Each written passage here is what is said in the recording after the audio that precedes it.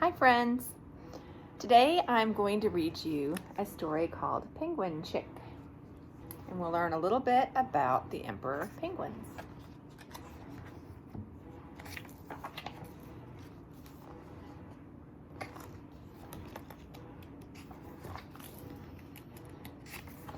Okay. A fierce wind howls. It whips snow across the ice. Here, a female emperor penguin has just laid an egg. It's the only egg she will lay this year. Most birds build nests for their eggs, but on the ice in Antarctica, there are no twigs or leaves. There's no grass or mud. Nothing to build a nest with. Nothing but snow and ice.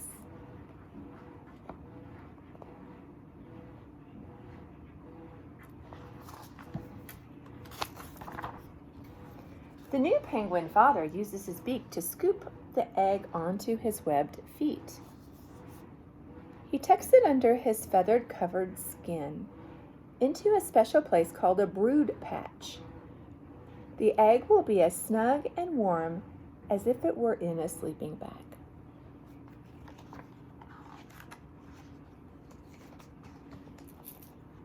I'm going to move some things out of the way here. There we go. One of the penguin parents must stay with the egg to keep it warm, but where penguins lay their eggs, there's no food for them to eat. The penguin father is bigger and fatter than the mother, and he can live longer without food. So the father penguin stays with the egg while the mother travels to the sea to find food.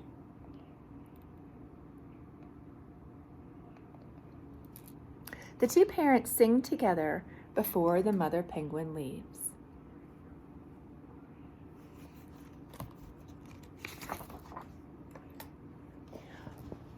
Along with many other penguins, the mother penguin leaves the rookery where she laid her egg. The mother walks or slides on her belly. This is called tobogganing. She uses her flippers and webbed feet to push herself forward over the ice and the snow.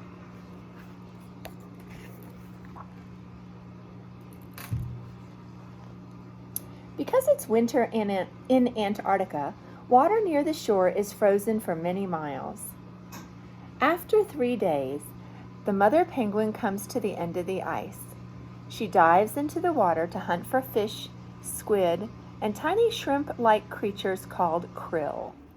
Okay, and then there's a little picture of fish, squid, and krill.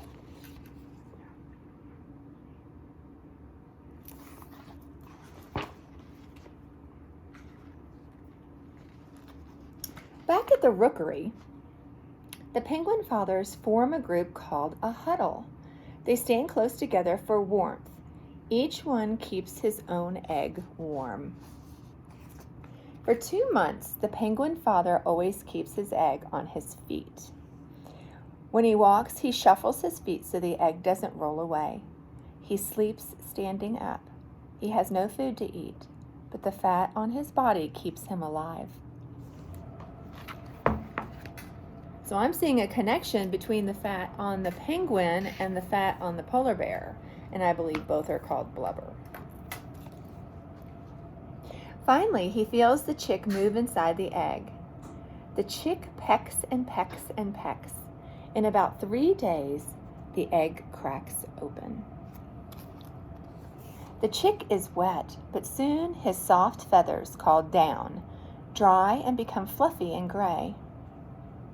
The father still keeps the chick warm in the brood patch. Sometimes the chick pokes his head out, but while he's so little, he must stay covered. And he must stay on his father's feet, otherwise the cold would kill him. The father talks to the chick in his trumpet voice, and the chick answers with a whistle.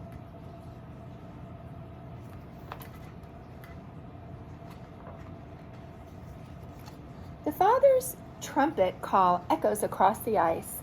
The penguin mother is on her way back to the rookery, but she can't hear him. She's still too far away. If the mother doesn't come back soon with the food, the chick will die. 2 days pass before the mother can hear the father penguin's call.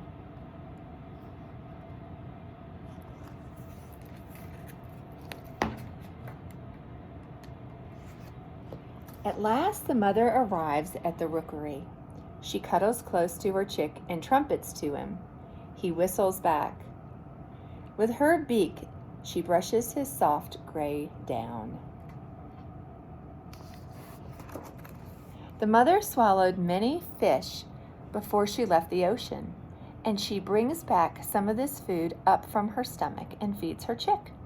She has enough food to keep him fed for weeks. He stays on her feet and snuggles into her brood patch.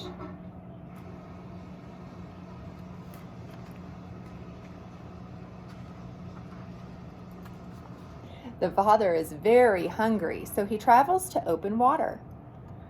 There he dives to hunt for food. Weeks later, the father returns with more food for the chick. Each day, the parents preen or brush the chick's downy coat with their beaks. This keeps the down fluffy and keeps the chick warm.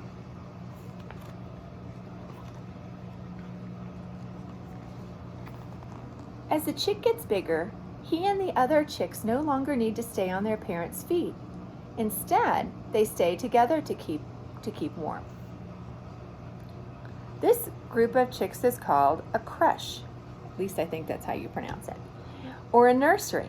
The chick now spends most of his time here, but he still rushes to his mother or father to be fed when either one comes back from the ocean.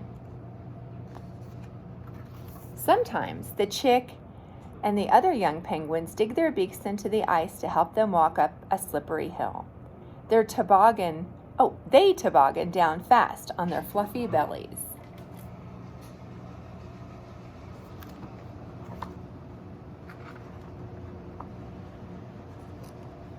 The chick grows and grows. After 5 months, he has grown into a junior penguin. He's old enough to travel to the ocean. So here's winter, which is August, September, and then spring is October, November, December, and January. January is summer. Any idea why that is? Why their seasons are flipped around? Pause if you want to think, or Google search this. Okay. Anyway, it's because they're in Antarctica, and the southern hemisphere has their seasons opposite as to us, and we are in the northern hemisphere. Now he has a waterproof coat of feathers instead of fluffy down. He can swim in the icy cold ocean because his feathers keep him dry and warm.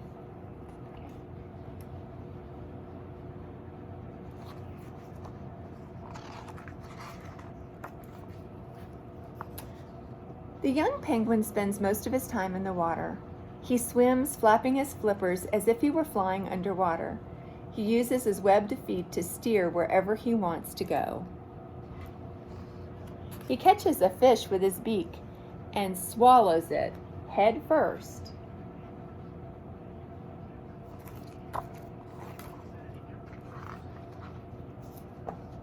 Now the young penguin can catch his own food and take care of himself. In about 5 years, he'll find a mate. Then he'll take care of his own egg until the chick hatches.